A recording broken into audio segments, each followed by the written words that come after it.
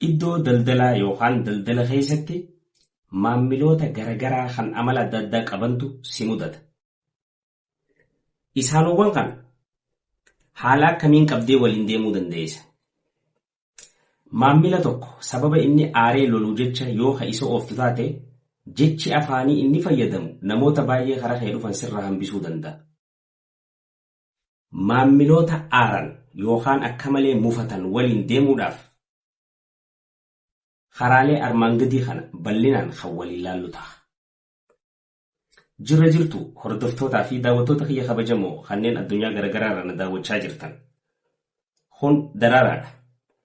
Akkuma beekamu chaanaala kanaan waa'ee biizinasaatii fi faayinaansii akkasuma waa'ee qabiinsa maallaqaatii fi gabayaatiin wal qabatee chaanaala ittiin laalludha.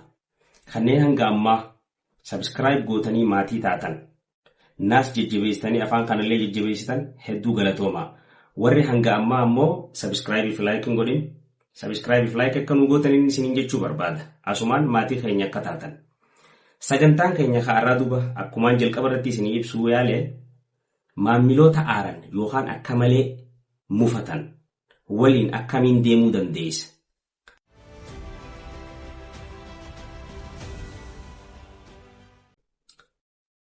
Tokkoffaa gaafa maamilli akka malee aaru yookaan lolu mufatu sitti dhufe namni tokko akka dhuunfaa isaatti fudhachuun uumama wooma jiraati. Garuu gaafa kana keessi maal siinjaa ha'iitiif irraa itti siboo isaa badii qaba siinjaa. Osuma inni badii qabuu beetu gaafa keessi akka siinja'u ati maal godhuu qabda tokkoffaa irratti tasgabbaa'uu. Tasgabbiin kun maal fida? Tokkoffaa gaafa ati tasgabbooytu afaan nagayaatiin isa dubbiftu. Yeroo kana teenshinni yookaan haalli isa uwwisan irraa adda facaati irraa laaffachaa deema nama san. Kanaaf tokkoffaa irratti wanni ati godhuu qabdu sammuu teetitti sababniin as taa'u jiruuf isa kana tajaajiluuf yookaan itti gurgurachuuf kan jedhu sammuu tee keessa dhufuu qaba. Gaafa kana wanni ati godhuu qabdu tokkoffaa gaafa tasgabbooyte isa kana hubachuudhaaf yaalta. Siigaltee yaada isaa kan isa frustrate godhe san hubachuuf yaalta. So tasgabbaa'uu danda'u. Ergasii jechoota qindaawaa taheen deebisaa isaan laachuu. Lammaffaa sirritti caqasaa ta'e. Sababni isaatis gaafa namni tokko aaree lolu wanni inni barbaadu dhaggeeffatamuudha. Yeroo kana isa gubbarratti ol baasii ati isaaf afata tahiif jechuudha. Takkaan lafa ta'eef. Sababni isaa namni aaree lolu dhaggeeffatamuu barbaada waan ta'eef. Gaafa cay jettee sirritti isa dhaggeeffattu yeroo deebisaa isaa deebiftu jechoota isaa deebisuu qabdu filatta.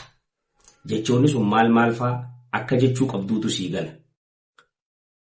Yoo kan dhaggeeffanne taate waanuma inni jee deebistee taani inni kun ammoo daran isa aarsuu mala.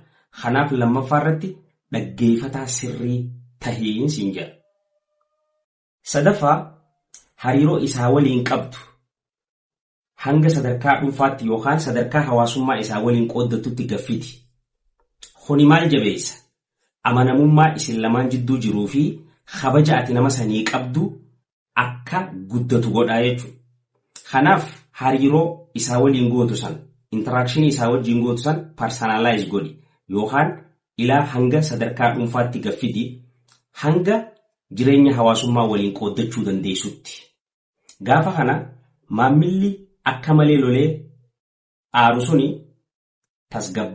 tasgabbaawaa si wajjin hariiroo dhuunfaa namoomaa uummachaa deema waan ta'eef. Inni afraffaa miira saasaniif beekamtii kanniif.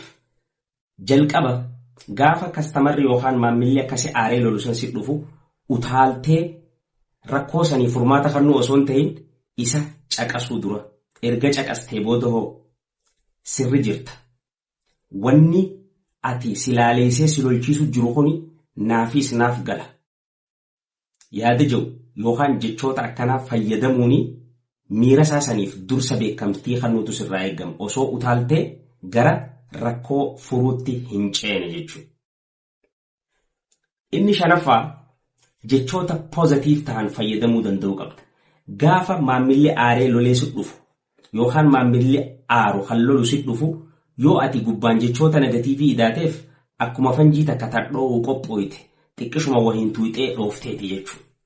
Kanaaf jechoota pozitiif ta'an fayyadamuu qabda.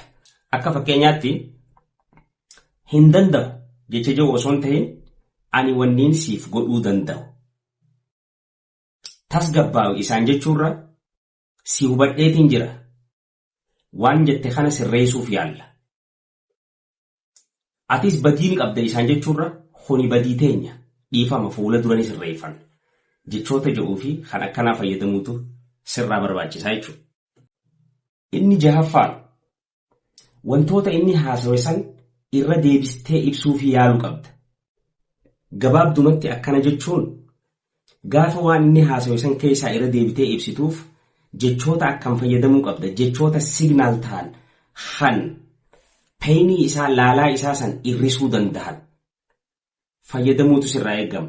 Jidduudhaan ammoo carraa haasawa isaa keessatti eeggachuudhaan haasawa inni haasawe san irratti haasawa waan san isaaf dhugoomsu dabaluudhaan jechuudha. Jechoota wal fakkaatuun isaa dabaluudhaan akka inni laalaan itti dhagaamtu san irraa irrattu godhuu dandeessaa jechuudha.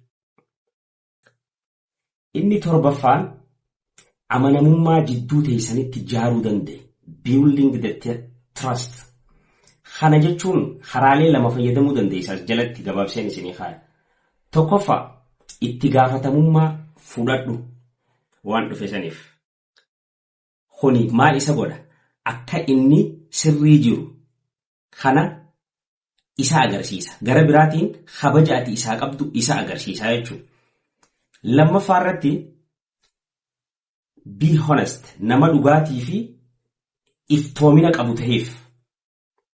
Kunis akka innis iftoominaan keessa isaasan waan jiru si ibsuuf isa gargaara waan ta'eef. Daawwattootaa fi hordoftoota kiyya kabajamoo maammila aaruu waliin akkamitti deemta? Kan jiru kutaa takkaffaan isaa kaniin arraaf qabadhee isinii dhiyaadhe kana fakkaata. Kutaa lammaffaa isaatiin torbee dhufu hanga walitti deebinu isinis laayikii fi sabiskiraayib godhuun dagatina. Yaada yoo qabaattan jalatti nu barreessuun dagatina. Torbee dhufu qophii wal fakkaattuun hanga walitti deebinu bakkuma jirtanitti. Peace.